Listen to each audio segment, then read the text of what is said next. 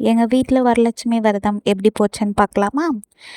நாங்க அந்த கும்பம் வச்சு, சாமி அழைச்சு அவ்வளோ பெருசாலாம் பண்ணதில்ல.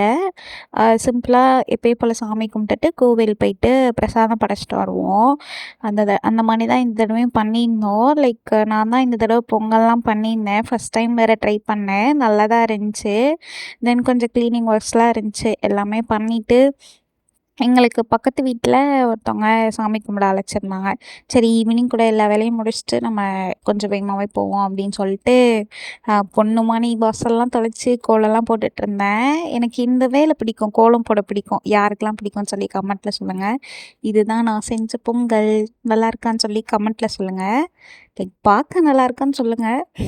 தென் சாமிலாம் கும்பிட்டுட்டு நானும் அம்மாவும் கிளம்பி போனோம். உங்க வீட்ல வரலட்சுமி விரதம் எப்படி பண்ணீங்கன்னு சொல்லி கமெண்ட்ல சொல்லுங்க. இவங்களும் சூப்பரா பண்ணியிருந்தாங்க. நெக்ஸ்ட் டைம் நாங்களும் ட்ரை பண்றோம் பண்ண. டாடா பாய்.